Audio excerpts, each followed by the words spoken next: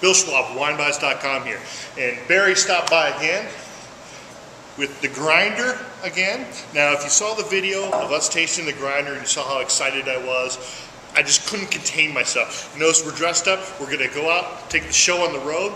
I'm going to take the grinder over to Frank over at Hazana Coffee, which is, he roasts his own beans, the best coffee house in Michigan. Any place that serves great coffee, Frank's the one that produced it. And then we're going to go over to B Nectar, our friends over at B Nectar, who did a coffee mead, and we're going to taste the coffee mead, we're going to taste the grinder, and we're going to taste a little coffee along the way, and you're coming with us. Come on down. Come on down. Let's go. We're all hitting the road.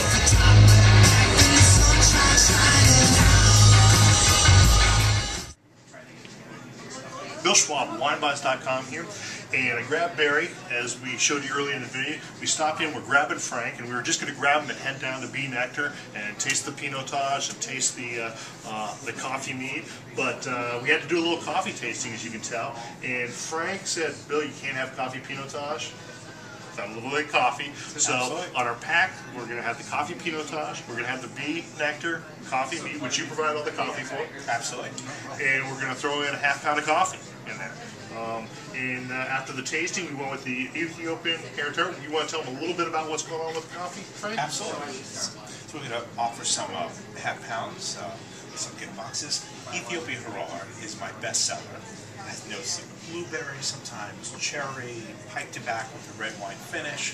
A couple of days later, I get nice notes of chocolate and spice. This is what God drinks, this coffee right here. No, this is what Barry's going to drink. Yeah, and the blueberries are coming out now. I put myself in with you, man, but this is great. It's outstanding, and the thing I really like about it is it's nice for everybody that likes coffee a little bit heavier than some lighter coffees, a little bit lighter than some heavy coffees. It's right down the middle with so much interesting flavors to it. When we get all of Frank's coffees on, you'll see all the different levels, and you'll have roasted order. Absolutely. Always roasted order with Frank. Bill Schwab, thank you.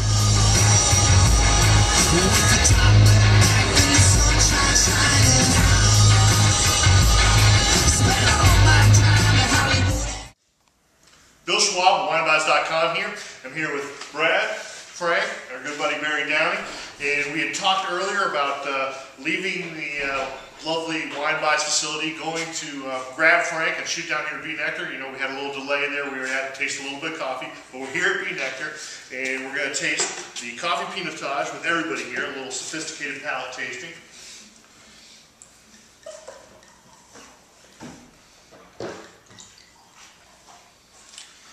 And just to reiterate, there is no coffee in the coffee Pinotage. There's coffee in us now, though. Yes, definitely a little Lots coffee. of coffee. You have to slow down this video. Yeah. We can try. It's really good. But yeah, this is, again, heavy toasted wood stays, South African yeast strains, very specific yeast strains that go along with the South African Pinotage grape. Picks up those coffee aromas all the way from the nose through the palate. Now, I don't know if it's because I'm at B Nectar here and we've got a lot of other aromas going on. The first time I pulled the top on this, you could smell the coffee coming out of the bottle. Now you have to get a little bit closer. We did just go and have a bunch of coffee. Yeah, that is true. It reminds me of Tanzania peaberry. This nice kind of like chocolatey notes out of it. If there's any coffee that I imagine was going in this. Well, you definitely have that those mocha dark chocolate sort of notes to it. But I really like that explosion of blue fruit right in the middle of the palate. That blueberry, blackberry plumminess. And then the coffee sort of comes back in the finish. Yeah, right from start to finish, man. And all the mocha and the chocolate and dark chocolate throughout it. Nice, real soft, creamy mouth to it as well. It's not going to be too astringent, but there's enough acidity there to give you great, structure to build your wine and all your fruit around it. Like you said in the video earlier, Bill, is that it lifts the fruit. Right. The amount of oak in there, it just lifts the fruit up. Yeah, the coffee doesn't overwhelm it. The oak doesn't push down the fruit. It brings the fruit up. Brad, you're quiet over there. What do you think? I think it's good. I like heavily oaked wines in this one. If you're really into the heavy oak, this one will please you. Yeah, definitely heavy oak. but not cumbersome oak. It's not over the top. It's not all you taste. It's not like burnt toast or something like that. It's not cloying sweet. It's explosion of berry, but it's not. It's vinified bone dry. Yeah, it is bone dry. Just delicious, delicious stuff. Sweet fruit instead of sweet sugar. And this will go great before a little bit of coffee, and then at the very, very end, maybe a little coffee mead. Maybe a little bit. Sounds good. Well, let's get into that, because this is actually, out of all the meads I've tasted with Brad, this is the Strangest. I don't know if it's the strangest. I think it's the only one I haven't had yet. Well, Really? Well, of the ones sure you that's not released. Of the ones you haven't released. Yeah, spill that in a little bit. something wrong. Yeah, let me see. What a great color.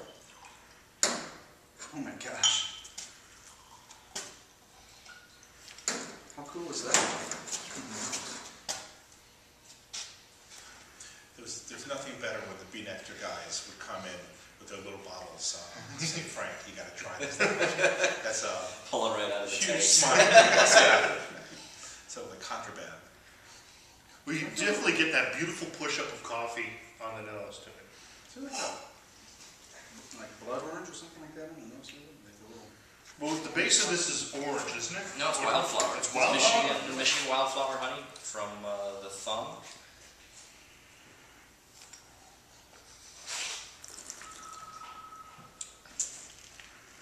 No Wow. No oak. That's really, really nice in the palate. You know what I really like about it?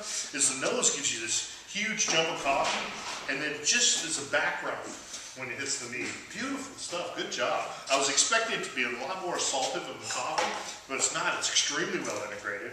We spend a lot of time tasting different coffees. I think Frank pulled out at least a dozen. You know, we brought the honey over. We kind of knew which honey we wanted to use, so we brought the honey out. We brought even one of the meads that we made with just that honey, and Frank, you know, would taste it and go, okay, this coffee, and he's like picking stuff off the shelf. We're gonna try this, and so we just went through like the whole flight of coffees trying to find just something that would complement the honey. Well, the coffee, the Ethiopian, is actually what we're using for our free gift set. A bottle of the Pinotage, a bottle of the coffee mead, made by our friends here at Bee Nectar, and then a half-pound roasted order from Frank as well. Thank you, everybody. I appreciate everything, and thank you.